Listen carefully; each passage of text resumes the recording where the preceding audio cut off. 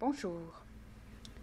Donc je voulais vous expliquer rapidement ce que c'est qu'un référentiel de naissance des tarots de Marseille. Donc tout d'abord, il faut savoir que le référentiel de naissance a été créé par Georges Colleuil dans les années 80. Donc nous allons voir en premier lieu la structure du référentiel, c'est-à-dire les 13 maisons que constitue le référentiel de naissance. Ensuite, nous allons voir que c'est un outil thérapeutique. Et pour finir, on va voir à qui s'adresse le référentiel de naissance.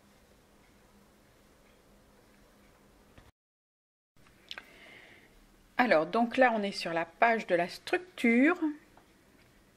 Donc voilà les 13 maisons du référentiel de naissance. Donc chaque maison concerne un domaine d'activité. Par exemple, la maison 1, la personnalité. La maison 2, la quête. La maison 4, l'action ou le chemin de vie. La maison 6, les ressources ou les qualités. La maison 7, le défi. Et la maison 13, le cœur problématique.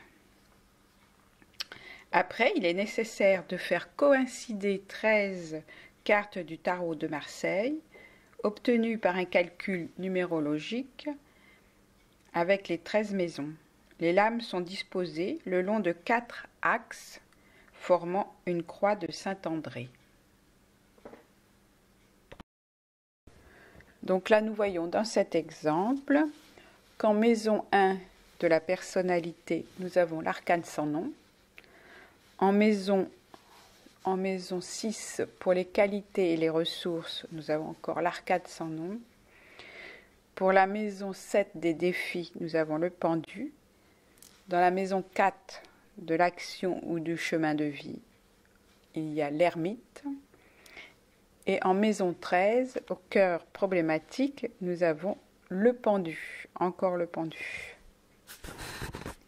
Donc déjà là, avec ces 5 cartes de tarot, nous avons de quoi réfléchir sur nos compétences, donc aussi sur notre chemin de vie, de nous appuyer sur nos ressources et notre personnalité. Nous pourrons voir à quoi nous sommes confrontés avec la maison 7 du défi et la maison 13, le cœur problématique. Tout ceci sont d'autant d'aspects qui consolident chez une personne sa conscience de ce qu'il est, de ce qu'il sait et de ce qu'il peut. En nous référant à cette méthode, elle nous aide à mieux nommer ce que l'on ressent, à identifier plus clairement les impasses dans lesquelles nous nous sommes engagés, à ne pas confondre les issues de secours et les voies sacrées.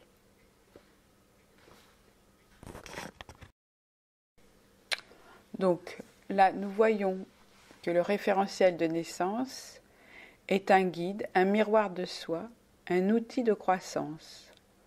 Donc le référentiel de naissance est bon pour soi, pour une reconversion ou une orientation professionnelle, et aussi une aide pour un outil pour un thérapeute ou un coach.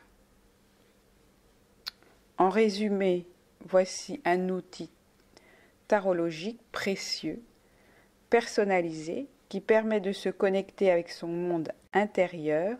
C'est un guide, un miroir de soi et un outil de croissance que l'on explore et utilise dans toutes les circonstances.